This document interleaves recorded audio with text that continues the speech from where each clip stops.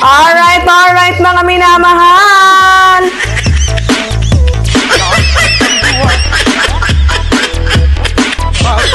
It's me again, Alicia ninyo. Nagbabalik muli para sa ating panibagong video.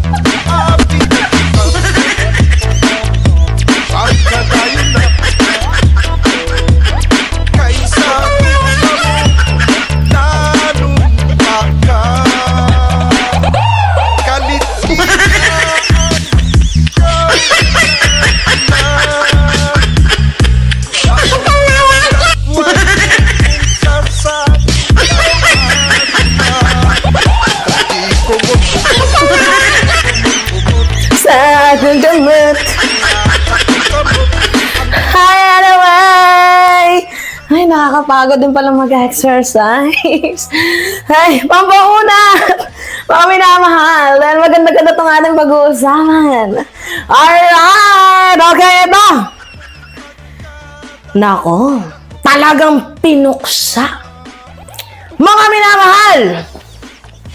Ni Sandro Marcos, ito nga pong si Bato de la Rosa. Hoy, totoo yan ha. Tingnan nyo to. Nakikita nyo yung balitang, lagay na nga lang natin dyan ba? Oo. Nakikita nyo yan mga minamahal? So, sabi dyan, isinulong ni House Majority Leader at Presidential Son, Sandro Marcos ang pagsasabatas ng panukalang no work, no pay scheme para sa mga miyembro ng Kongreso. Ganito kasi, pansinin ninyo ngayon na napapanahong issue, 'di ba, kay Senator Ronald Bato de la Rosa, wala pa nga siyang warrant of arrest, pero ang ginagawa na ngayon ni Bato de la Rosa, nagtatago. And despite of, na nagtatago siya, still nandoon pa din, nagka-count pa din ang salary niya. Like, hindi siya nagtatrabaho for almost magte 3 months na. And then yung salary niya, continue pa din. Diba? So, napaka-unfair para sa mga katulad nating mamamayang Pilipino. Can you imagine? Meron akong ikukwento sa inyo. Meron akong kaibigan. Sabi ng aking kaibigan, kunento niya na lang sa akin, last year pa to eh. Nagtatrabaho siya crew sa isang fast food. Sabi niya, magli-leave daw siya for 4 days. Kasi nga, yung tita niya nategi. So, kailangan niyang makiramay, diba? Supposedly. Ngayon, ano yung sabi ng head? Total patay naman din naman yan. So, makipag-condolence ka na lang. Like, syempre, diba? Masakit sa damdamin. Parang walang empathy.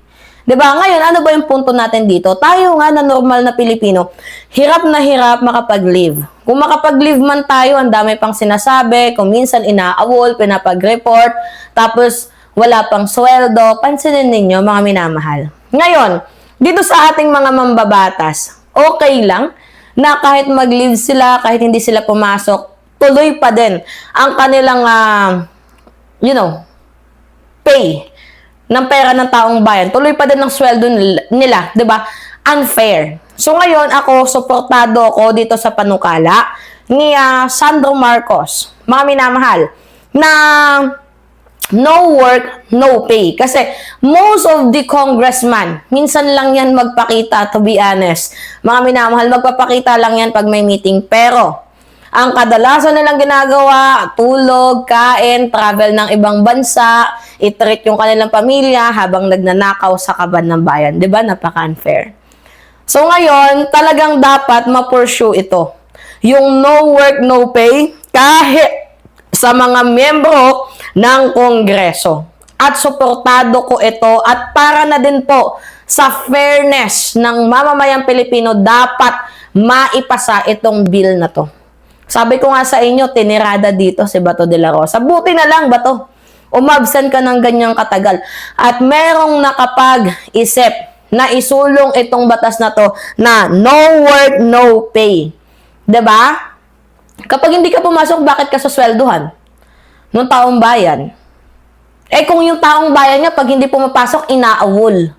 'Di ba unfair sa atin yon? Tapos pag humihingi tayo ng leave, hindi pa nga tayo mapagbigyan kasi ang dami pang ek-ek. Hindi kasi kailangan natin ng trabahante, ang dami pang sinasabi. 'Di ba? Papagalitan pa. Oo, ipapahiya pa. Tapos, yung mga ganyang klaseng senador, kahit umabsent, okay lang. Ay, I don't really get the point, mga minamahal, kung ganyan yung usapan. 'Di ba? So, dapat maging pantay-pantay. Hindi pwede yung parang di porket senador ka, untouchable ka na. Walang ganun, hoy. 'Di ba? Kaya nga lagi natin kino-call out at buti na lang kino-call out natin, mga minamahal. Dahil kung hindi natin sila kino-call out, tingnan ninyo, walang batas ang magpapasa ng ganyan. At buti, isa po sa mga author at nakaisip nito, walang iba kundi itong si Sandro Marcos. Nafe-feel ni Congressman Sandro Marcos yung wrath. 'Di ba? Yung inis, hinagpis, yung unfair. 'Di ba na parang treatment sa atin. Wala dapat sa Pilipinas untouchable. Wala dapat ang sinong nagmamataas. Dapat lahat pantay-pantay. 'Di ba? No work, no pay, applicable lang sa amin. Ano kayo? Hello? Oh, 'di ba? Tapos ang ibang mga senador magrereklamo nito kasi matatamaan sila. Pati din yung mga kongresista matatamaan sila. Oo, sila yung una diyan, mga minamahal, na aayaw. Pero kahit magpa-survey kayo, DDS man yan or kakamping, kahit magpa-survey kayo, alam ko, napapasa ang batas na to at gusto nyo din to in terms of fairness. 'Di ba? Kung usapang pagkakapantay-pantay lamang, piliin nyo to, mga minamahal. Oo. Isulong natin, palakasin natin itong batas ni Congressman Sandro Marcos para din to sa ikabubuti ng mamamayang Pilipino. Bakit? Ang unfair, 'di ba? Tayo lang yung no work, no pay, tapos sila hindi. Hindi ganon. Hindi tama yon. Kaya tama lang, mga minamahal, na isulong ni Sandro Marcos itong batas na to. 'Di ba? Para maranasan din naman ng mga senador na mabawasan naman lang, kahit man lang sa kanilang salary. Kasi madami din naman natatanggap niyang mga yan eh. May allocables pa yan sila. 'Di ba? Kahit sabihin na natin na no work, no pay, malaki pa din naman ang mga natatanggap nila. May mga allocables yan eh. Oo, sa mga senador, kada hearing, ay nako, malinis na dyan yung 5 milyon. Mga minamahal, kahit umabsent ka ng umabsent, magpa-hearing ka lang. May pera ka na. Sa mga congressman, mga allocables. Oo.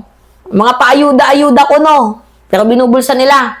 May pera pa din naman sila. Pero, syempre, dapat, mga minamahal, no work, no pay. O, doon lang naman tayo sa no work, no pay. Tapos, pag yan yung mga nagnanakaw, call out din natin.